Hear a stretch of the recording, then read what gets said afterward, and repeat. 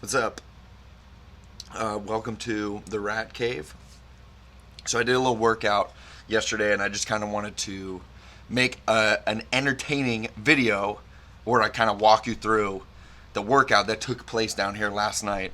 I had a long week at work, but last week I got this Axle barbell, and I was so excited to mess around with it. I was doing all these exercises with it last week, just testing it out. I was having a great time, and I hadn't pressed with it yet. I really wanted to hit some bench with it, but I wanted to save it until Friday so I could get all amped for a nice little Friday workout. It was a long week of work. I was tired. I was beat. I came home yesterday and I was like, all right, I'm gonna go hit this workout. And as soon as I entered the dungeon, it was like I had just drank a shot of espresso, dude. Like I just had a bunch of caffeine.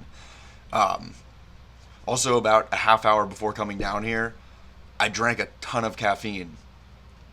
So I got down here and I was just in the zone. I was ready to do this pressing workout. And I started with, I did a couple warm up sets just with the bar on the flat bench. And I was like, you know what? I'm going to try an incline press with this thing. So I just did like a not a very steep incline, but I set the bench up and I hit a set of 10 with the bar, and then I threw the 35s on.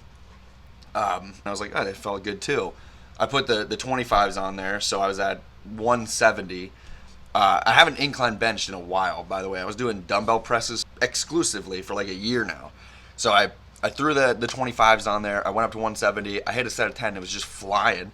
So I was like, I'm going to try with 200, or I guess it would be 210 if I put two plates on each side, because it's 15 pounds less than a regular barbell. So 210. I put it on there, and I hit it for a set of 6, and it was a good hard set. And I was just feeling it. Like my chest felt good, my shoulders felt good. I was taking my time warming up. You got a good stretch in beforehand. I did all kind. I did like a shoulder complex with the plates and everything. Literally, just doing straight up chicken wing stuff. It was great. I had a good time. I did one heavy top set. I forgot to record. I went up to 230. I hit it for a single. I think I probably could have done two, but I just racked it because I'm not trying to get hurt or anything. But I did it for a single. I'm looking forward to coming back to it. I was feeling, my forearms felt great. My wrists felt good. My chest was I had like a nice chest pump. And then I thought to myself, you know what? I want to keep hitting my chest. So I hadn't planned for really anything after that. I was just excited to do the bench, but I decided I'm gonna hit some flies, some dumbbell flies. I've been really enjoying dumbbell flies recently.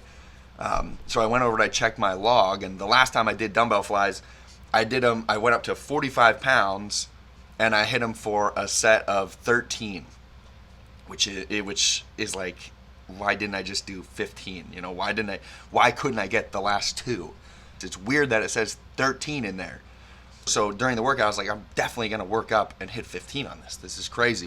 You don't want to write 13 in the training log, dude. Are you kidding me, bro? It just sounds like bad luck. So anyway, I had a couple warm-up sets, and while I was doing it, while I was warming up, I was at like 30 pounds or so. You know, I had already hit, I started at the 10s. I started just really light, getting a big stretch, just making sure everything was good. And I got to the 30s, and I was like, man, my back was feeling alive. I was feeling something in my lats. I just felt this urge to do some pull-ups. And so I started supersetting every warm-up set of the chest flies with the pull-ups. And I was hitting chin-ups, and I was hitting pull-ups. I was doing some wide grip. I was just switching up the grips and stuff. All of a sudden, my back is feeling great. Okay, and then I worked my way up, and I hit the 45-pound dumbbell flies. I don't even know how many.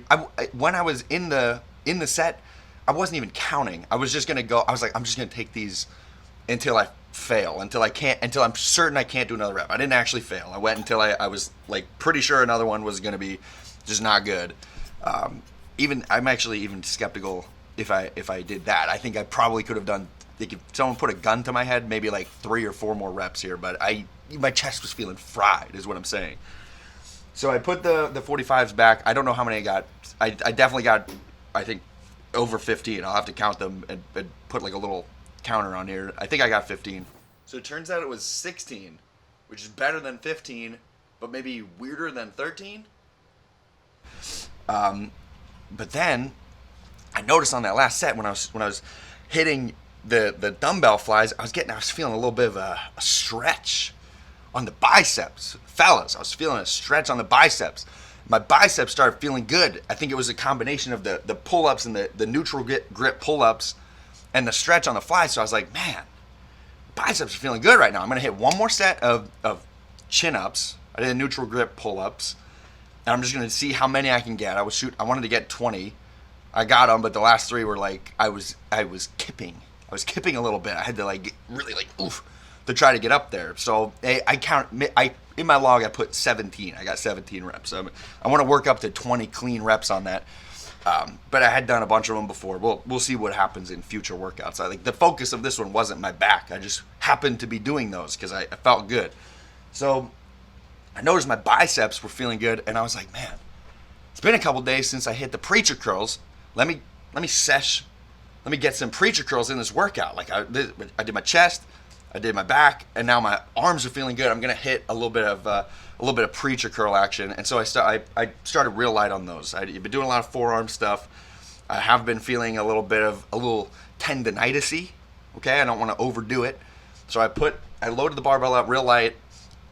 You could see when I was trying to take the plate off and I was pinching it, I was like, man, this is it's feeling a little weird. I wasn't ready to throw in the towel yet, so I loaded it up with 65 pounds, and I hit what I thought was going to be another warm-up set, and I realized it just was not, the movement was not agreeing with my forearm, and I didn't want to make it worse, and I've been doing preacher curls for weeks now. Like I felt like, hey, maybe it's just time to cycle something new in. And I was thinking, I'll switch to the alternating dumbbell curl, but I already had the weight on the preacher curl bench. I already did 2 warm-up sets. I was like, why don't I let me see how it feels if I just reverse the grip on these. I like reverse grip preacher curls. If you haven't tried them, it's pretty fun exercise. I think you should give it a shot, see how it feels.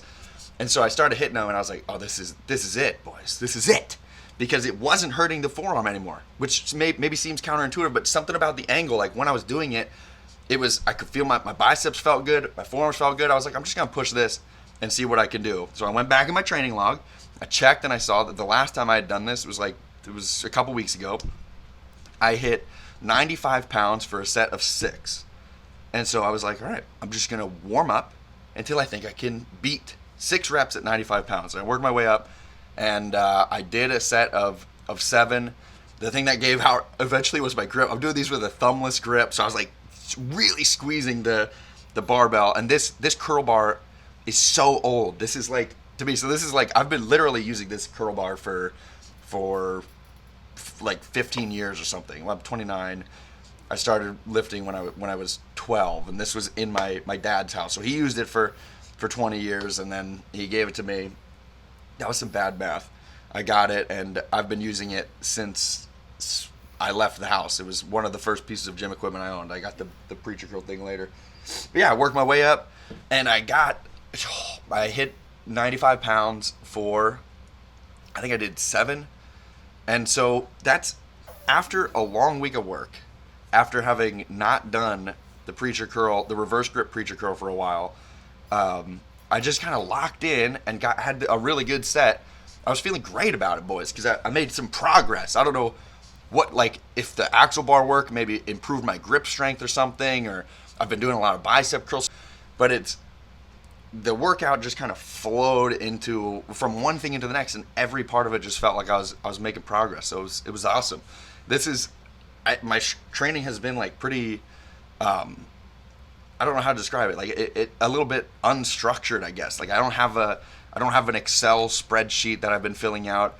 I've been coming down here with an idea of what muscles I'm going to train or what big movements I'm going to hit for sure. Like I'm doing bench today, or I'm doing a deadlift today, or I'm doing a Romanian deadlift, or my squat, or my safety bar squat. It's like I'm going to do this one, and then after that, I just kind of fill in the accessories based on how I'm feeling. And then I've been checking my logs, and it's like I'm hitting my weekly set volume is good. I've been able to push myself super hard, and I'm having a lot of fun, which is has been just super motivating for me. I'm gonna hit a little bit of a bulk here. I'm trying to slow bulk. I weigh 185 right now. I'd like to bulk up to like 195, 200. I'm gonna take my time. So if you're interested in following along, boys, watch this spot. Like I said, very excited about this. I hope you'll follow along. Yeah, hit me up.